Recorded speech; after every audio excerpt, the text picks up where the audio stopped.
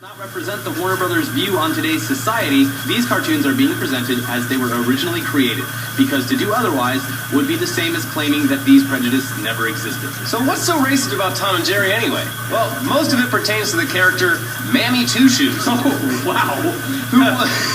Who was basically the African-American maid of the house that Tom and Jerry live in, who often got caught in the middle of their scuffles. There's also some blackface and some pretty ignorant depictions of indigenous peoples in there too. So basically the same shit that was racist in just about every cartoon from the time.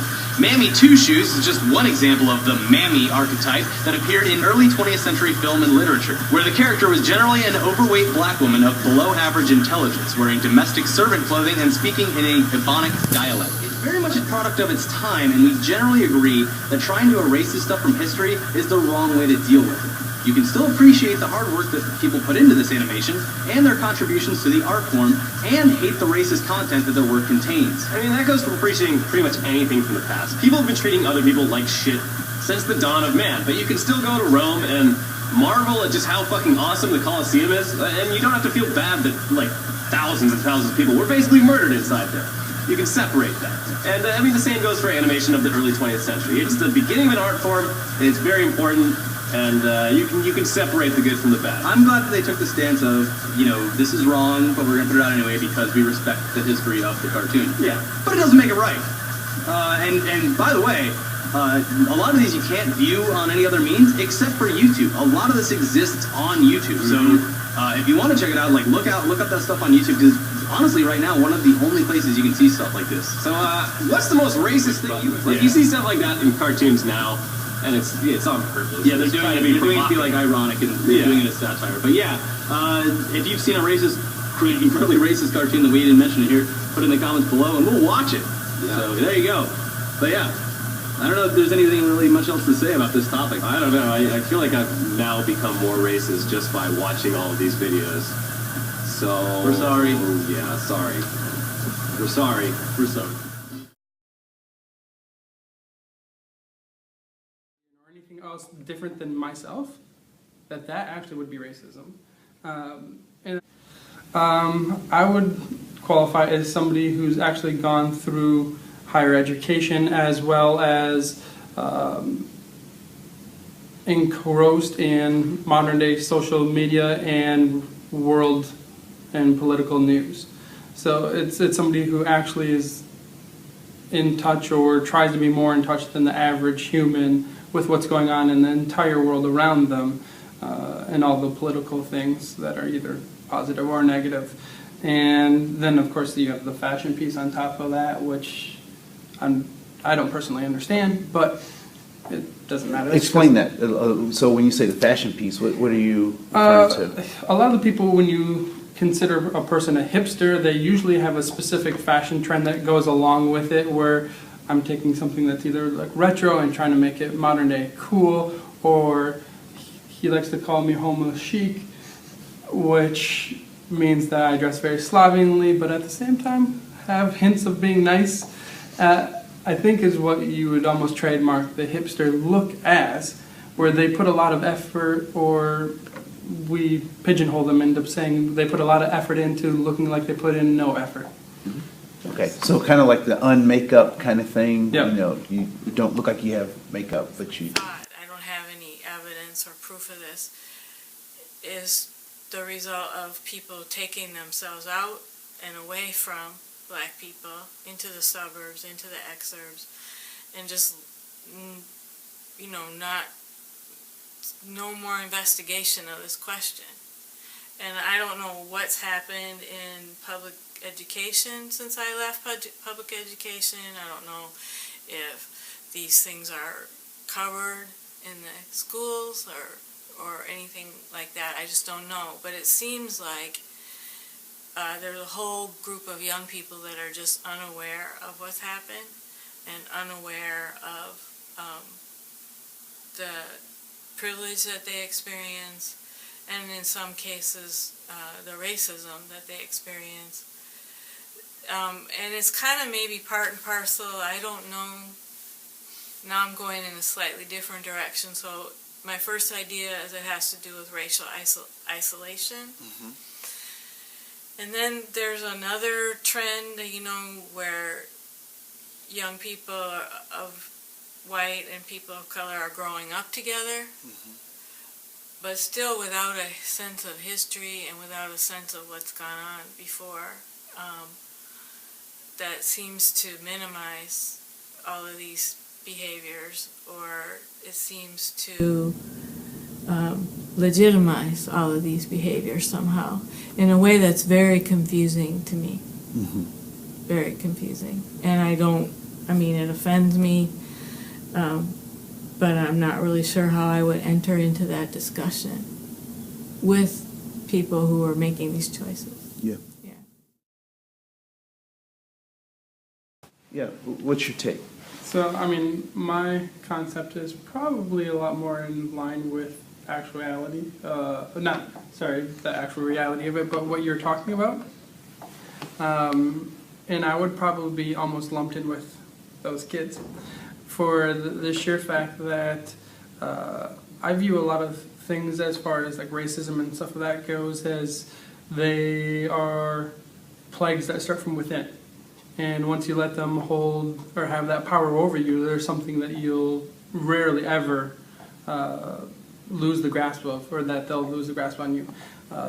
And so I think a lot of those people, hopefully, from my perspective, are trying to say that, hey, this is something that actually exists out in the world, and we're putting it out there for everybody to look at because it shouldn't be a big deal. It should be something that's openly discussed, openly talked about.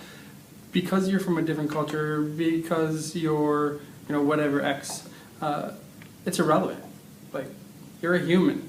So I have is equal right to make fun of you as I do anyone else. And actually, and my personal thought process is, if I would refrain from making fun of you because you're black or Indian or anything else different than myself, that actually would be racism. And that's my own, personal belief, because that doesn't make you different. It just means you have a slight variation in skin pigment. Who cares? I personally don't. So that's kind of where I approach that. So what I'm seeing in social media is a younger generation poking fun at some of their previous generation's serious issues. That could be one of two things. That could be just young people not really understanding what happened in the generation before them, and it could be young people totally understanding what happened in the generation before them and making light of it. So to me, that's what I see. I see that could be because young people do dumb stuff. We can all agree to that. I've made light of serious situations. I've had to check myself over the years and say, hey, that's not funny. You shouldn't be joking around about that, on various situations. So I totally believe that could be one of those two things. The second question, I don't remember what you asked me. So what do you think that means? Says about our so about what our does culture. that say about our culture? Well, no, let's go back. So you said Okay. there was two things, right? So maybe young people not understanding the gravity of what they're making fun of. What they're making fun of. Is that helpful or is that harmful?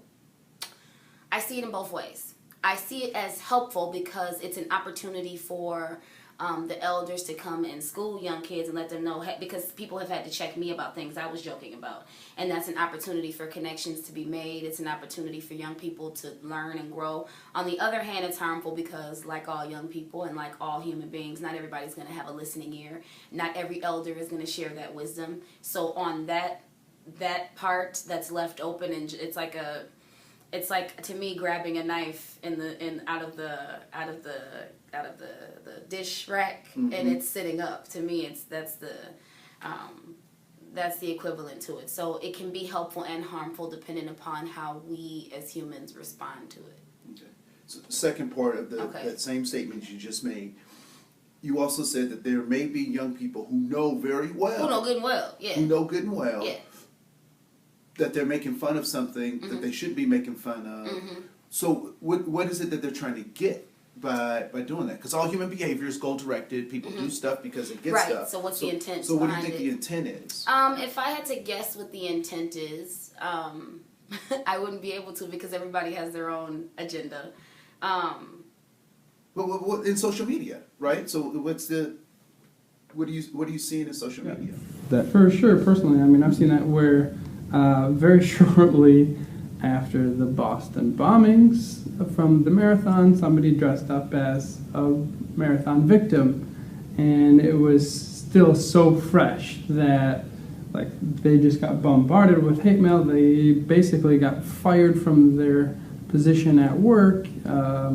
The backlash of it was quite severe for that girl. And I mean, that's just one very concrete episode of it.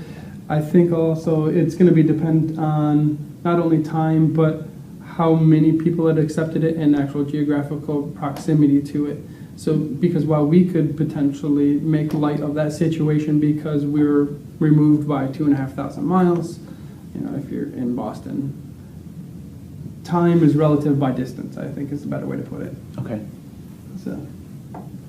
My guess is that person never intended to hurt anyone through that in obliviousness, or in worst case scenario, a willful ignorance to that fact, that actually can cause hurt. Okay. My guess is that person probably didn't intend on doing that. No. Yeah. And I don't know that forgives the action. I don't know that it necessitates the severe reaction. Okay. But I don't think, my guess is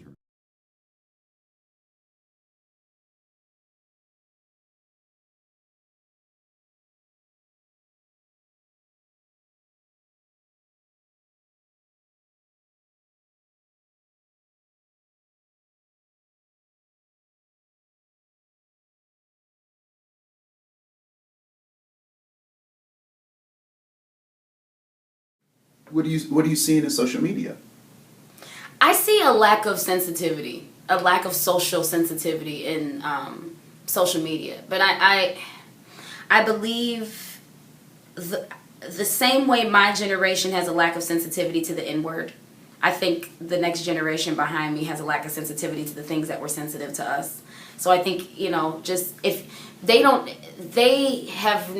next generation may not have had to have been exposed to it the way my generation was or the generation before me, so they don't understand the heaviness of the issues they're making fun of.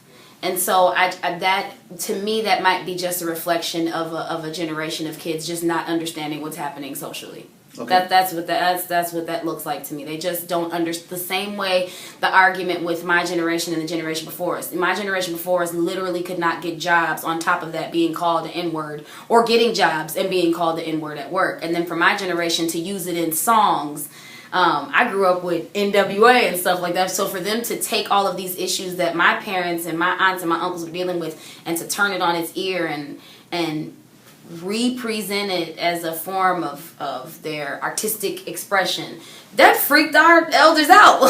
So being that the next generation is doing the same thing to the issues that we dealt with, it's kind of like, oh, well, they're young people, but it's still our responsibility as elders to still reach out and say, hey, this is what really happened.